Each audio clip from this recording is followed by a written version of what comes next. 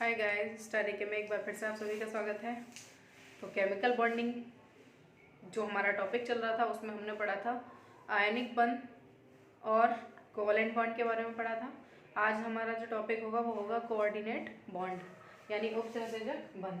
ठीक है, बंध जब भी बनता है किन्हीं दो परमाणुओं के मध्य बनता है, ये सब आपको पता ही है। इससे पहले वाले लेक्चर में भी हमने डिस्कस किया था। और बस अंतर क्या है कि शेयरिंग यहाँ भी होगी, शेयरिंग वहाँ भी हो रही थी, वहाँ बराबर की साझेदारी हो रही थी कोवलेंट बॉन्ड में। और आयनिक बंध में क्या हो रहा था कि एक परमाणु दूसरे को इलेक्ट्रॉन त्याग रहा था, यानी कहने का मतलब है इलेक्ट्रॉनों का स्थानांतरण हो रहा था। यहाँ क्या होगा, किसी एक परमाणु कोई एक परमाणु अपने इलेक्ट्रॉन युग्म किसी दूसरे परमाणु को देगा। ठीक है, शेयरिंग यहाँ भी होगी, लेकिन यहाँ क्या होगी, लोन पेयर ऑफ इलेक्ट्रॉन की शेयरिंग होगी। कोई एक परमाणु दूसरे परमाणु को दोनों इलेक्ट्रॉन दे रहा होगा। ठीक है, तो थोड़ी सी इसकी परिभाषा देख लेते हैं, उसके बाद में छोटा सा टॉपिक है। तो किसे कहते हैं उपसहसंयोजक बंध? दो परमाणुओं के मध्य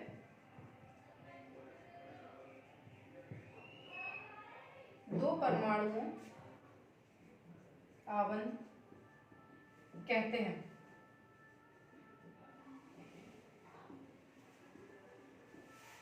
ठीक है, क्या बोला मैंने, दो परमाणुओं के मध्य बनने वाला इस प्रकार का बंध है ना, जिसमें दो इलेक्ट्रॉन बनने वाला इस प्रकार का बंध जिसमें दो इलेक्ट्रॉन, या हम इसको दो इलेक्ट्रॉन ना कह करके इलेक्ट्रॉन युग्म भी कह सकते हैं। इलेक्ट्रॉन युग्म, लॉन पेयर। ठीक है, लॉन पेयर ऑफ इलेक्ट्रॉन या इलेक्ट्रॉन युग्म, दो परमाणुओं के मध्य बनने वाला इस प्रकार का बंध जिसमें दो इलेक्ट्रॉन किसी एक परमाणु द्वारा दिए जाते हैं, दो इलेक्ट्रॉन किसी एक परमाणु द्वारा दिए जाते हैं। तो इस प्रकार बने बंध को उपसहसंयोजक बंध या आबंध कहते हैं। ठीक है, इसमें क्या होता है कि इसको हम एरो द्वारा प्रदर्शित करते हैं। कहने का मतलब यह है, उपसहसंयोजक बंध को हम किससे प्रदर्शित करते हैं? एरो यानी तीर के द्वारा प्रदर्शित करते हैं। तीर कैसा भी हो सकता है, ये हो सकता है, ये भी हो सकता है, डायरेक्शन इसका कुछ भी हो सकता है। ठीक है, जिधर से यानी जो देने वाला परमाणु होगा उसकी तरफ एरो की पूंछ होगी, है ना, और जो लेने वाला परमाणु होगा उसकी तरफ एरो का क्या होगा, सिर होगा। ठीक है, तो ये जो दे रहा होगा, जो देता है उसको हम क्या कहते हैं? दाता परमाणु। जो लेता है उसको हम क्या कह देते हैं? ग्राही परमाणु। ठीक है, दाता परमाणु जो देगा, एरो की पूंछ उसकी तरफ होगी और सिर की तरफ होगा जो ग्राही परमाणु होगा उसकी ओर। ठीक है, इसके आगे अब हम इसके कुछ एग्जांपल देख लेते हैं जिससे ये बिल्कुल क्लियर हो जाएगा और अच्छे से समझ में आ जाएगा। जैसे अगर मैं एग्जांपल्स की बात करूं, SO2, SO3, H2SO4, H3PO4,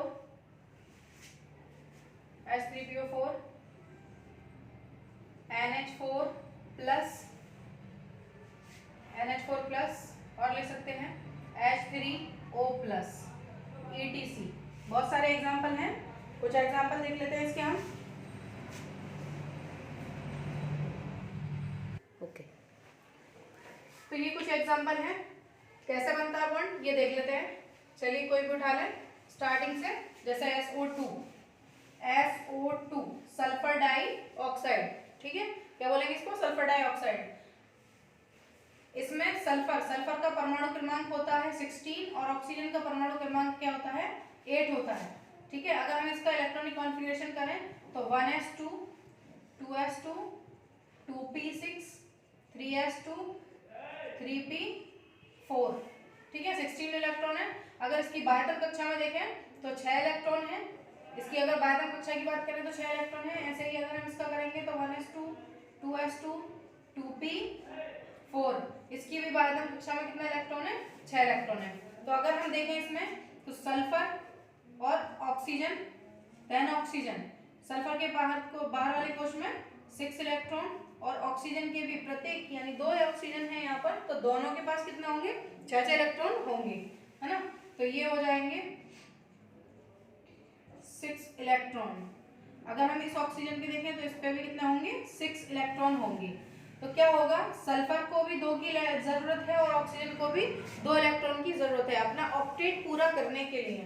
तो ये क्या करेगा, सल्फर, ये ऑक्सीजन पहले सल्फर से 2 इलेक्ट्रॉन लेगा, ठीक है, और अपना ऑक्टेट पूरा कर लेगा, है ना। उसके बाद में सल्फर ने लिए हैं, सल्फर से लिए हैं ऑक्सीजन ने, तो सल्फर को ये देगा भी, ये अपना ऑक्टेट पूरा कर लेगा। तो यहाँ क्या होगा कि 2-2 इलेक्ट्रॉनों की साझेदारी हो रही है, और इससे पहले हमने पढ़ाया था कोवैलेंट बॉन्ड। कोवैलेंट बॉन्ड में क्या हो रहा था, बराबर की साझेदारी हो रही थी। अभी तक यहाँ पर भी क्या हो रही है, बराबर की साझेदारी हो रही है, ठीक है। अब इन दोनों का तो हो गया ऑक्टेट कंप्लीट, लेकिन ये वाला बेचारा रह गया, है ना। तो इसका ऑक्टेट कंप्लीट करने के लिए सल्फर क्या करेगा, अपने लोन पेयर ऑफ इलेक्ट्रॉन उठा करके इसको दे देगा। तो मैं देखूं तो क्या बन रहा होगा, ऑक्सीजन, सल्फर और oxygen, double bond, oxygen sulphur के साथ बना रहा होगा और ऑक्सीजन बंद बना रहा होगा किसके साथ, इस वाले ऑक्सीजन के साथ। तो ये बनाएगा, और इसी को हम क्या कहते हैं, कोऑर्डिनेट बॉन्ड, कोऑर्डिनेट बॉन्ड, ठीक है। ये कोवैलेंट बॉन्ड बना है, डबल बॉन्ड, और ये कोऑर्डिनेट बॉन्ड बना है, ठीक है, उपसर्जक बंध। इसी तरीके से अगर हम SO3 देखें तो SO3 में भी कुछ ऐसा ही होगा। चलिए कुछ और देख लें, ये कर लेना, H2SO4 H3PO4 NH4। चलो ये वाला देख लें। तो NH4 में हम देखेंगे नाइट्रोजन का परमाणु क्रमांक 7 होता है, हाइड्रोजन का परमाणु क्रमांक 1 होता है। अगर हम इसका इलेक्ट्रॉनिक कॉन्फ़िगरेशन करेंगे तो 1s2 2s2 2p3। Outer most shell में, बाहर वाले कक्षा में कितने इलेक्ट्रॉन है, 5 इलेक्ट्रॉन है ना। और इसमें देखेंगे इसका एक ही होता है और इसके पास एक ही इलेक्ट्रॉन है।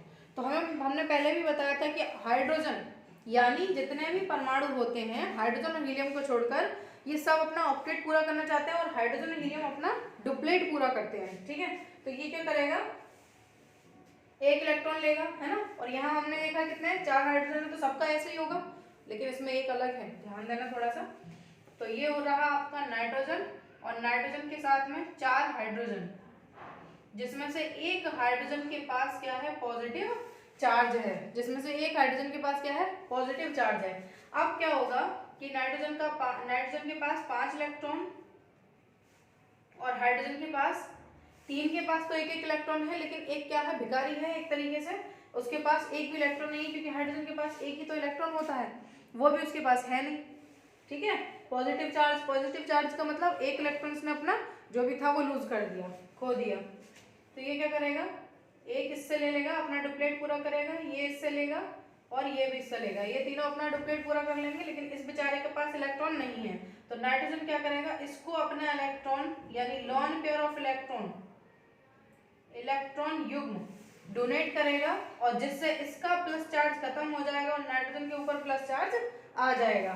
तो बनने वाला जो स्ट्रक्चर होगा यानी इसकी जो संरचना होगी वो कुछ इस प्रकार से होगी, nitrogen single bond hydrogen, single bond hydrogen, then single bond hydrogen, और एक बनेगा उपसह संयोजक बॉन्ड हाइड्रोजन, और जिसने दिया है उसके ऊपर प्लस आ जाता है और जो लेता है उसके ऊपर माइनस आ जाता है, यानी डोनर से एक्सेप्टर की ओर, है ना।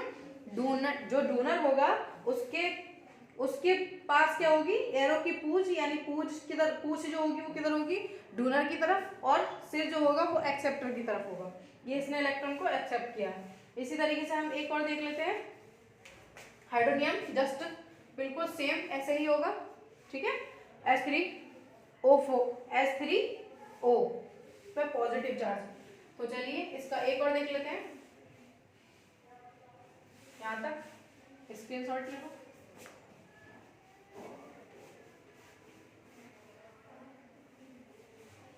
अगर मैं सल्फ्यूरिक अम्ल या फॉस्फोरिक अम्ल की बात करूं तो फॉस्फोरिक अम्ल में जो हमारा फॉस्फोरस होता है उसका परमाणु क्रमांक होता है 15। ऑक्सीजन का मैंने अभी पीछे बताया है, तो इसका हम इलेक्ट्रॉनिक विन्यास करेंगे 1s2 2s2 2p6 3s2 और 3p3, ठीक है। यहाँ देखेंगे 15 इलेक्ट्रॉन थे, 15 के 15 पूरे हो गए। इसके आउटर मोस्ट में देखेंगे यानी बाहर वाली कक्षा में तो 5 इलेक्ट्रॉन है। ऑक्सीजन का हमें पता है, अभी पीछे करके आए हुए हैं, 6 इलेक्ट्रॉन होंगे, यानी बाहर वाली कक्षा में 6 इलेक्ट्रॉन होंगे, इसकी में 5 है और इसकी में 1 होगा। बनेगा कैसे? तो देखो, जो जिसकी संख्या कम हो, मैं आपको यहाँ इतना क्लियर कर दूं कि जिस भी परमाणु की संख्या कम हो, यानी जो संख्या में कम हो, उसको हम केंद्र में रखते हैं। उसके बाद हम उन परमाणुओं को रखते हैं जो इसके बाद होते हैं। कहने का मतलब है कोई भी, जैसे ऑक्सीजन हुआ, सल्फर हुआ, फास्फोरस हुआ, कुछ भी हो, ठीक है। देन हम जिनका जो मतलब कह सकते हैं जिनकी सिंगल वैलेंसी होती है, उनको हम सबसे बाहर रखते हैं। तो ये इसका जो स्ट्रक्चर बनाने का एक तरीका होता है कि सिंगल वैलेंसी वाले परमाणु जो होते हैं वो बिल्कुल स्ट्रक्चर में बाहर की ओर रखे जाते हैं, ठीक है। तो अगर मैं इसको देखूं तो ये होगा फास्फोरस। फास्फोरस के बाद में हम किसको लेंगे? ऑक्सीजन, ऑक्सीजन, ये भी ऑक्सीजन और ये भी ऑक्सीजन, 4 ऑक्सीजन है, ठीक है। अब देखेंगे हम हाइड्रोजन कितने हैं इसके पास? 3 हाइड्रोजन है। तो हाइड्रोजन को मैंने क्या कहा? बिल्कुल स्ट्रक्चर से बाहर, बाहर की ओर, क्योंकि इसकी सिंगल वैलेंसी होती है। सिंगल वैलेंसी होने के कारण ही इनको हम क्या लेते हैं? बाहर लेते हैं। तो यहाँ एक हाइड्रोजन, चलो मैं यहाँ रख दूँ, एक यहाँ रख दूँ और एक यहाँ रख दूँ, ठीक है। यहाँ भी रख सकते थे, यहाँ रख देंगे तो कहीं और से हटा देंगे। अब हम बताएं फास्फोरस के पास कितने इलेक्ट्रॉन हैं? कितने हैं? बाहर वाले में 5 इलेक्ट्रॉन है, तो 1 2 3 4 5, ठीक है। ऑक्सीजन के पास कितने हैं? 6 इलेक्ट्रॉन है, तो 6 भरो।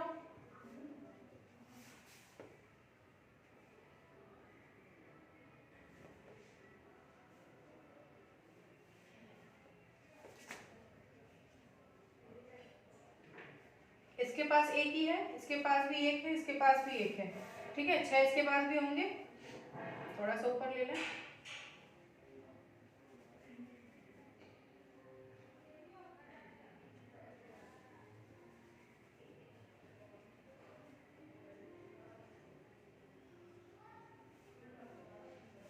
यहाँ अगर हम देखेंगे तो हाइड्रोजन इससे एक लेगा, अपना डुप्लेट पूरा करेगा, ये भी इससे एक लेगा, डुप्लेट पूरा करेगा, और ये भी इससे एक लेगा, डुप्लेट पूरा करेगा। अब ऑक्सीजन की बारी है, ऑक्सीजन को क्या करना है? ऑक्टेट पूरा करना है। ऑक्सीजन से ये किसने लिया है, लेकिन इससे लेने के बाद भी ऑक्सीजन का ऑक्टेट कंप्लीट नहीं होगा। नहीं होगा तो ये क्या करेगा? फास्फोरस से भी इलेक्ट्रॉन ले लेगा, अपना ऑक्टेट कंप्लीट कर लेगा। जैसे इसने करा है वैसे ही सब करेंगे एज इट इज, ठीक है। यहाँ तक इनका ऑक्टेट कंप्लीट हो गया है ना। यहाँ अभी कोई कोवलेंट बॉन्ड नहीं बना है, ना कोवलेंट है ना अभी कोऑर्डिनेट है, लेकिन इन्होंने क्या करा है? कोवलेंट बॉन्ड यानी बराबर की साझेदारी करी है, ठीक है। इसने एक लिया तो एक दिया भी है, इसने यहाँ से एक लिया, अब ये देगा भी। फास्फोरस को ऑक्टेट पूरा करना है, 5 इलेक्ट्रॉन थे, 3 को दे चुका है, तो तीनों से एक एक लेगा भी, अपना ऑक्टेट कंप्लीट करेगा। अब करने के बाद इसके पास एक बचा है लोन पेयर ऑफ इलेक्ट्रॉन। उपसर्जक बंध बनाने के लिए बहुत जरूरी होता है कि लोन पेयर ऑफ इलेक्ट्रॉन होने चाहिए, है ना, तभी कोऑर्डिनेट बॉन्ड बन सकता है, वरना नहीं बनेगा। तो इसके पास एक लोन पेयर ऑफ इलेक्ट्रॉन यानी एक एलपी बचा हुआ है। एलपी ये क्या करेगा? अपना उठा करके इसको दे देगा कोऑर्डिनेट बॉन्ड के थ्रू, ठीक है। तो बना के अगर हम देखें इसका बॉन्डिंग स्ट्रक्चर देखें तो कुछ ऐसा इस प्रकार होगा। Phosphorus, oxygen, hydrogen, oxygen, hydrogen, और सेम यहाँ ऑक्सीजन देन हाइड्रोजन, और यहाँ क्या होगा? Coordinate bond oxygen. कुछ इस प्रकार का इसका क्या होगा? बॉन्डिंग स्ट्रक्चर होगा, ठीक है। तो बहुत सारे इसमें एग्जांपल्स आएंगे। वैसे यहाँ तक आपको क्लियर हो चुका ही होगा, इससे ज़्यादा इसमें और कुछ है नहीं। और इसके बाद अभी हम केमिकल बॉन्डिंग में बहुत सारे टॉपिक हैं अभी हमारे, जिन्हें हमें देखना है। इसके बाद में हम वंडरवॉल बल यानी दुर्बल बलों को देखेंगे, और उसके बाद फेजांस रूल वगैरह, जितने भी टॉपिक हैं केमिकल बॉन्डिंग के वो सभी ले लेंगे धीरे धीरे करके। तो बस आज के लिए इतना ही, और अगर वीडियो पसंद आए तो लाइक कीजिएगा। Thank you so much.